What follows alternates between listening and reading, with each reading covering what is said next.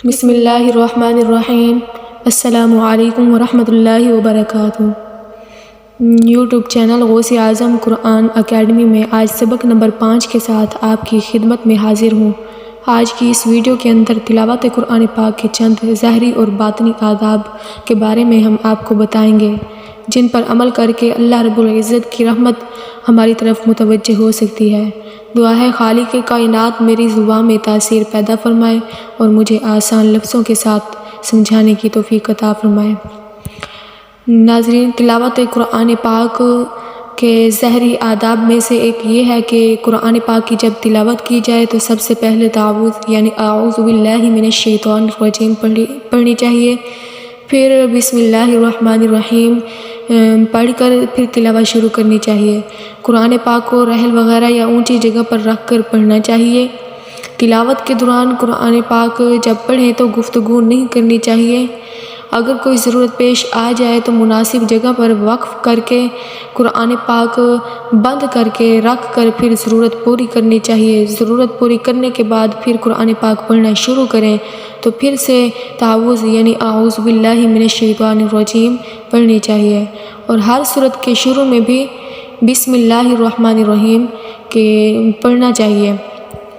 اور تلاوت قرآن پاک کے ظاہری آداب میں سے ایک یہ ہے کہ حفاظ کرام کا قرآن مجید کو یاد کرتے رہنا چاہیے، اور لعاب دہان انگلی میں لگا کر ورق نہیں الٹنا چاہیے۔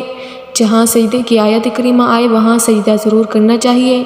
قرآن پاک پڑھنے کے بعد جزدان میں لپیٹ کر رکھنا چاہیے تاکہ گرد و غبار سے قرآن پاک محفوظ رہے۔ اور اگر لوگ کاموں میں مصروف ہوں یا نماز پڑھنے میں مصروف ہوں تو آہستہ آواز میں قرآن پاک پڑھنا چاہیے۔ اگر لوگ مصروف نہ ہوں، متوجہ ہوں، سن رہے ہوں تو قرآن پاک بلند آواز سے یعنی اونچی آواز سے پڑھنا چاہیے۔ جب کوئی دوسرا قرآن پاک پڑھ رہا ہو تو خاموشی اور توجہ سے قرآن پاک کو سننا چاہیے۔ حدیث مبارکہ میں آتا ہے کہ جو شخص قرآن پاک کی کوئی آیت سنتا ہے بروز قیامت یعنی قیامت کے دن وہ آیت مبارکہ اس انسان کے لیے نور ہوگی۔ سبحان اللہ۔ ایک روایت میں ہے کہ پڑھنے والے پر بھی ہر حرف پر 10 نیکیاں ہیں اور سننے والے پر بھی 10 نیکیاں، لیکن شرط یہ ہے کہ قرآن پاک کو خاموشی اور توجہ کے ساتھ اور تمام آداب کو بچا لاتے ہوئے سنا جائے۔ آداب کیا ہے؟ وَإِذَا قُرِئَ الْقُرْآنُ فَاسْتَمِعُوا لَهُ وَأَنصِتُوا لَعَلَّكُمْ تُرْحَمُونَ کہ جب قرآن پاک پڑھا جائے تو تم اسے توجہ سے سنو، خاموش رہو، لَعَلَّكُمْ تُرْحَمُونَ تاکہ تم پر رحم کیا جائے۔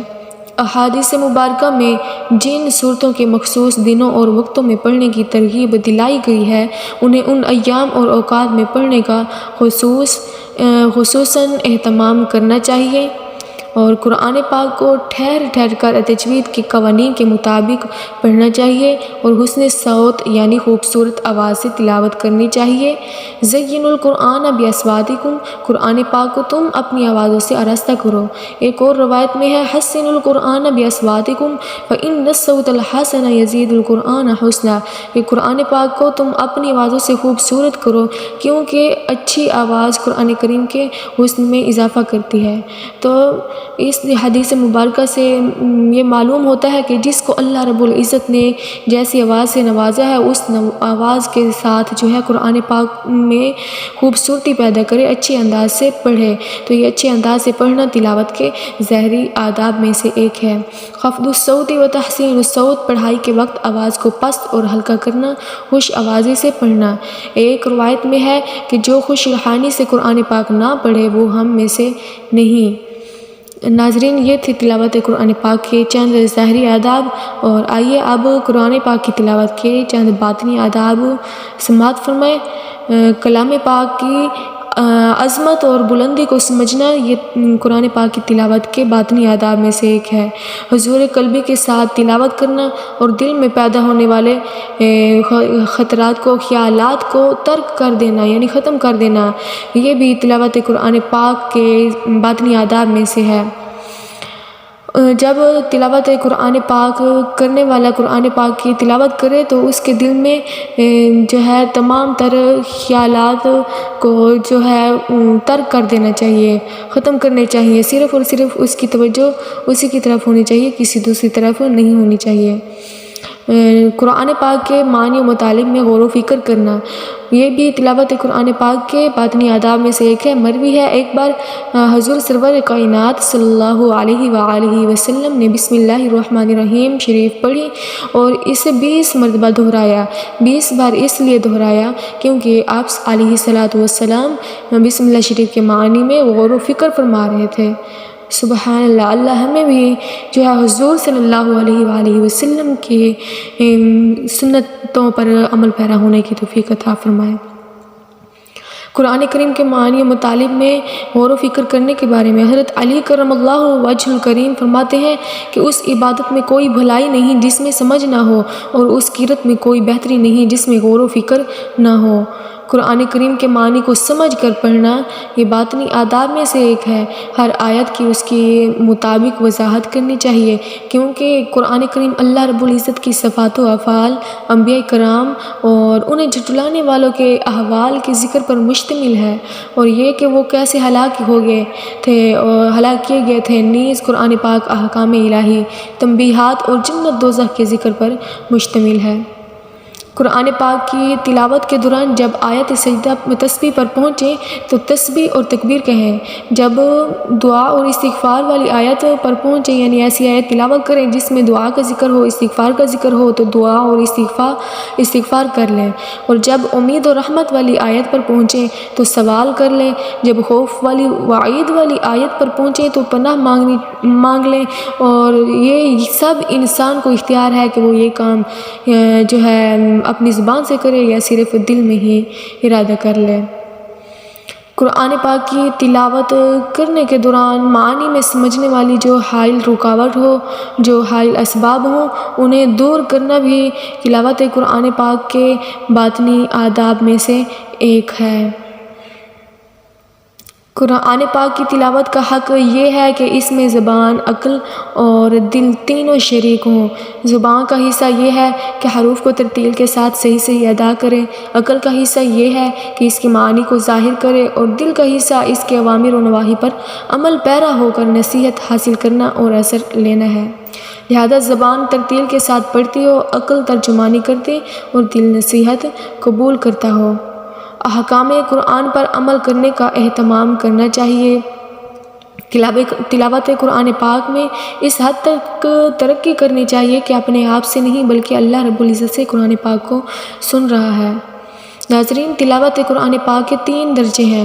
سب سے ادنا درجہ یہ ہے کہ قرآن پاک کی تلاوت کرتے وقت یہ تصور، یہ خیال انسان کو کرنا چاہیے کہ وہ اللہ رب العزت کو سنا رہا ہے اور اس کی بارگاہ میں کھڑا ہے۔ اللہ کریم اسے دیکھ رہا ہے اور اس کی تلاوت سن رہا ہے۔ جب انسان یہ تصور کر کے تلاوت کرے گا تو اس وقت جو ہے اس کی حالت سوال کرنے اور عاجزی و انکساری والی ہوگی۔